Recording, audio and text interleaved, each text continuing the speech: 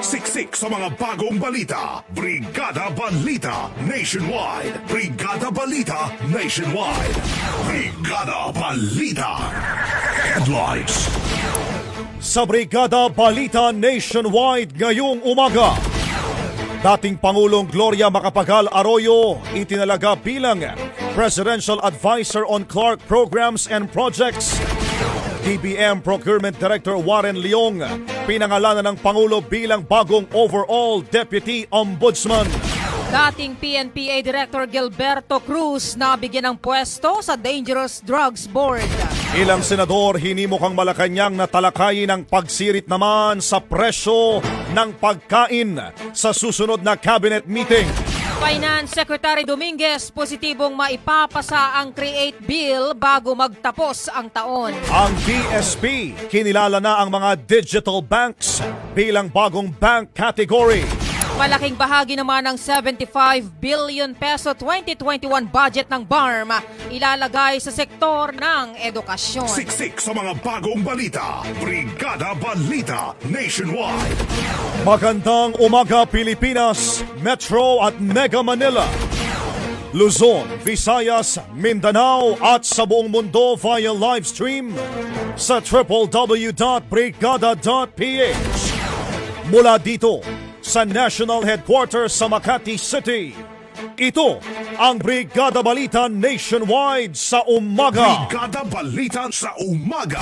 Pinakasariwa, pinakabagong mga balitang hatid ng buong puwersa ng Brigada News FM Philippines. Kasamang lakas ng Drive Max Plus Herbal Capsule. At resistensya ng Power Cells Herbal Capsule. Araw ng Biyernes mga kabrigada, November 27, 2020. At kami po ang inyong mga lingkod, Brigada Glenn Parungaw. At Brigada Leo Navarro Malikde. Brigada Balita. Mga kabrigada, napili po ni Pangulong Rodrigo Duterte ang dating Pangulo at dating House Speaker Gloria Macapagal Arroyo para maging Presidential Advisor on Clark Programs and Projects. Base po sa appointment letter na may petsang November 24, ay makatatanggap si Arroyo ng piso na kompensasyon kada taon. Kinumpirma naman ni Executive Secretary Salvador Medialdea ang appointment ng Pangulo kay Arroyo. Mababatid na ang Clark Freeport Zone ay ang nagsisilbing tahanan ng Clark International Airport na nakatakdang magkaroon ng sariling railway mula sa Metro Manila. Nagsisilbi ang zone bilang host ng 1,000 export firms na may 140,000 na mga manggagawa bago po ang COVID-19 pandemic. Matatandaan na 10 taon naging Pangulo si Arroyo bago ito naging Congresswoman ng Pampanga sa ikalawang distrito noon.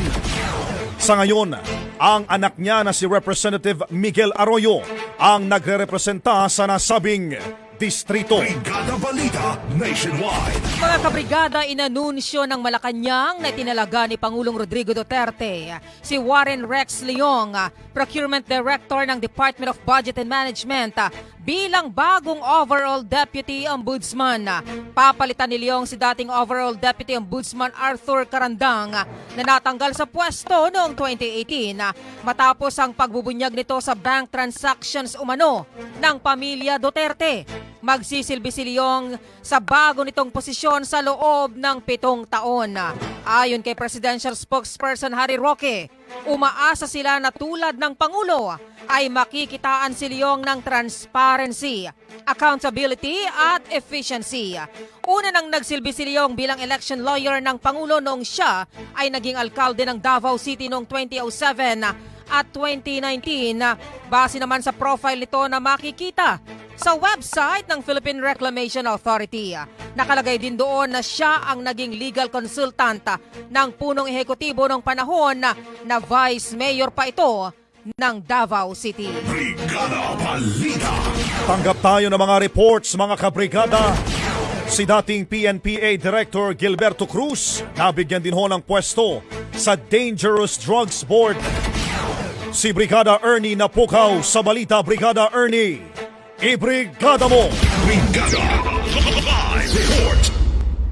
Itinalaga ni Pangulong Rodrigo Duterte si dating Philippine National Police Academy o PNPA Director Gilberto Cruz bilang permanenteng miyembro ng Dangerous Drugs Board. Magkakaroon si Cruz na nagretiro mula sa pambansang pulisya nitong buwan lamang ng ranggo na Undersecretary. Sinabi ni Presidential Spokesperson Harry Roque na ang appointment ni Cruz ay napapanahon at relevant ito sa dati niyang trabaho sa Philippine National Police. Sa isa namang pahayag ay sinabi ni DDB Chairman Catalino Cuy na umaasa silang makakatulong ang mga karanasan ni Cruz bilang mahusay na PNP official sa pagpapatupad ng mga pulisya at programa ng ahensya para matugunan ang problema sa illegal na droga. Bago ito, nagsilbi dati si Cruz bilang Regional Director sa Police Regional Office 13 mula September 2018 hanggang September 2019 at Police Regional Office 8 mula August 2017 hanggang May 2018. Yan ang report hatid ng Yamivit, ang multivitamins ng batang lamang. Ito si Brigada Ernie Napukaw ng Brigada News FM Philippines, the Music and News Authority. Brigada Balita. Senador naman, hinimok ang Malacanang na talakayin ang pagsirit sa presyo ng pagkain sa susunod na cabinet meeting. Si Brigada Lay Baguio sa balita. Brigada Lay, ibrigada mo. Brigada Live Report. Hinimok ni Senador Ralph Recto ang Malacanang na dapat isama sa mga tatalakayin sa susunod na cabinet meeting ay kung paano tutugunan ang patuloy na pagtaas ng presyo ng mga pagkain. Ayon kay Recto, dapat ay nasa top agenda ito ngayon ng palasyo sa regular na pulong ni Pangulong Rodrigo Duterte kasama ang kanyang mga gabinete. Naniniwalang senador na mas maraming pamilyang magugutom dahil sa pagsirit ng presyo ng isda, gulay at karne, lalo na ngayong marami ang apektado sa economic slowdown bunsod ng COVID-19 pandemic. Inihalimbawa ni Recto ang presyo ng ilang gulay tulad ng ampalaya na tumaas ng 194% o nasa 235 pesos kada kilo at ang pechay naman ay mabibili sa 160 pesos per kilo. Habang ang isdang galunggong ay nasa 250 pesos per kilo at ang karning baboy ay mabibili sa 300 pesos per kilo. Dapat umanong ipaliwanag ng DTI at DA ang kanilang plano kung paano mapapababa ang presyo ng naturang mga bilihin. Binigyan din ng mambabatas na halos kakarampot na lamang ang mabibiling pagkain ng isang minimum wage earner sa NCR na sumusweldo ng 537 pesos kada araw. Yan ang report, katuwang ang NutriCleanse Herbal Capsule, Linis Chan, Sexy Chan. Para sa Brigada Balita Nationwide sa umaga, ito si Brigada Lay Baguio ng Brigada News FM, the Music and News Authority. Brigada Balita. Si Finance Secretary Dominguez naman positibong maipapasa ang CREATE Bill bago ang pagtatapos ng taon. Si Brigada Jen Bayot sa report. Brigada Jen, ibrigada mo. Brigada Live Report. Umaasa si Finance Secretary Carlos Dominguez III na maipapasa ang Corporate Recovery and Tax Incentives for Enterprises Bill bilang isang ganap na batas bago matapos ang 2020. Sa isang pahayag ay sinabi ng kalihim na long overdue na ang CREATE Bill na tutulong sana sa mga negosyo na hirap makabangon mula sa epekto ng COVID-19 pandemic sa ekonomiya. Naaprubahan na ng Senado kahapon, November 26 ang nasabing panukala sa ikatlo at huling pagbasa. Layo ng Senate Bill No. 1357 na mabawasan ang corporate income tax rate mula sa kasalukuyang 30% sa pamamagitan ng pag-amyenda sa National Internal Revenue Code. Sa ilalim ng CREATE ay magiging applicable ang progressive tax rate sa domestic corporations depende sa kanilang assets at taxable income. Kabilang naman sa mga magkakaroon ng 20% tax rate ay ang mga may assets na 100 million pesos and below at taxable income na nasa 5 million pesos and below. Nasa 25% naman ang tax rate ang domestic enterprises na may assets na higit 100 milyong piso o may taxable income na aabot sa mahigit 5 milyon. Ipinunto ng Department of Finance na pinakamataas sa buong ASEAN region ang 30% tax rate na ipinatutupad ng Pilipinas simula pa noong 2009, habang ang Singapore naman ang may pinakamababa na may 17% tax rate mula pa noong 2010.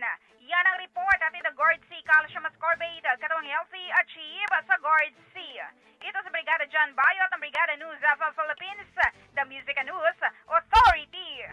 Brigada Balita. Ang Bangko Sentral ng Pilipinas kinilanan na po ang digital banks bilang bagong bank category.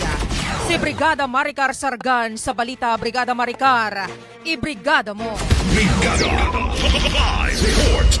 Inaprobahan ng Monetary Board ng Bangko Sentral ng Pilipinas o BSP ang pagkilala sa digital banks bilang bagong bank category na hiwalay at naiiba mula sa mga kasalukuyang klasifikasyon ng bangko. Tinukoy ng BSP ang digital bank bilang bangko na nag-aalok ng financial products and services na naipoproseso ng end-to-end sa pamamagitan ng digital platform o ng electronic channels na walang physical branches. Sinabi ni BSP Governor Benjamin Diokno, magkakaroon ng digital banks ng mahalagang papel sa digital financial ecosystem. Nakikita rin anya nila ang digital banks bilang partner sa pagsusulong sa market efficiencies at sa pagpapalawak ng access ng mga Pilipino sa iba't ibang klase ng financial services. Mababatid na target ng BSP na gawing digital ang 50% ng total retail payment transaction sa bansa at ang pagkakaroon ng transaction accounts ng 70% ng adult Filipinos pagdating ng 2023. Yan ang report hatid ng Drive Max Adult Herbal Capsule, tatagal ka. Ito si Brigada Maricar Sargan ng Brigada News FM Philippines, The Music and News Authority. Brigada Balita. Mga kabrigada, mapupunta ang malaking bahagi ng 75 billion peso 2021 budget ng Bangsamoro Autonomous Region in Muslim Mindanao sa edukasyon base naman sa inihain na financial program ni Bangsamoro Chief Minister Ahud Al-Hajj Murad Ibrahim. Aabot sa 23.4 billion pesos mula sa nasabing halaga ang mapupunta sa mga educational programs. Kabilang na rito ang pagpapatayo ng 4 na karagdagang gusali para sa mga kolehiyo at 3 karagdagang technical municipal training center sa rehiyon. Makakatanggap naman ang mga guro ng 10,000 pesos kada isa para sa professional training at seminars at 5,000 pesos naman para sa extra allowance. Nasa 1.1 billion pesos naman ang ilalaan para sa pagpapalakas ng Madaris Asatids program na isang klase ng educational o edukasyon na Muslim-centered. Maglalaan rin ang mga otoridad ng 14 million pesos para sa medicine scholarships at 50 health allied courses at 26 million pesos naman para sa tertiary science, engineering at mathematics program. Samantala para naman sa ibang alokasyon ay mabibigyan ng Ministry of Health ng rehiyon ng 5.1 billion pesos habang 3.3 billion pesos naman ang mapupunta sa Ministry of Social Services and Development. Brigada Balita. Brigada Balita. Brigada Worldwide COVID-19 News Update. Brigada Worldwide COVID-19 News Update. Mga kabrigada, pumalo na sa mahigit 60.7 million ang bilang po ng mga tao sa buong mundo na tinamaan ng COVID-19 base po sa tala ng Johns Hopkins University. Kasama ho sa tala ng institusyon ang nasa mahigit 1.4 million na namatay dahil sa sakit at nasa halos 39 million na recoveries. Nangunguna pa rin ang Estados Unidos na ngayon ay may mahigit ng 12.8 million na mga kaso. Pumapangalawa naman ang India na nasa mahigit ng 9.2 million ang mga kaso habang nasa ikatlong pwesto naman ang Brazil na nakapagrehistro na po ng mahigit 6.1 million na mga infections. Brigada Balita Nationwide. Brigada Weather Update.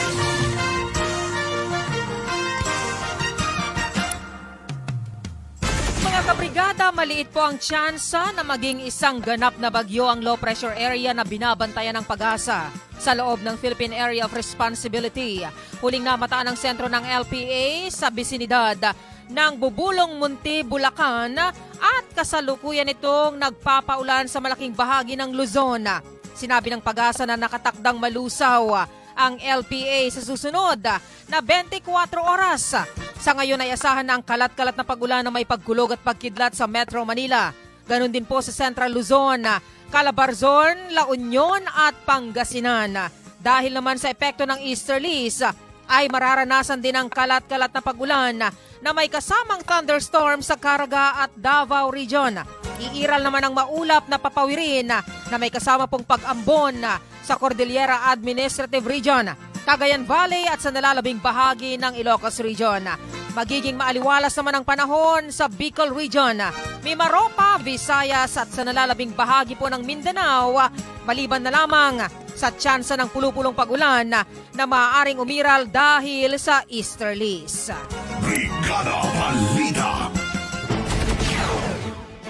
Samantala mga kabrigada, para sa ating foreign exchange rate update, ngayong umaga po ng Biyernes, sa palitan ng piso kontra US dollar 48.08, sa Canadian dollar 36.96, Singaporean dollar 35.94, Bahrain dinar 127.94, British pound 64.23, sa euro 57.30, Saudi Riyal 12.83, Chinese Yuan 7.32 at sa Japanese Yen sa 46 centavos. Siksik sa mga bagong balita. Brigada Balita Nationwide.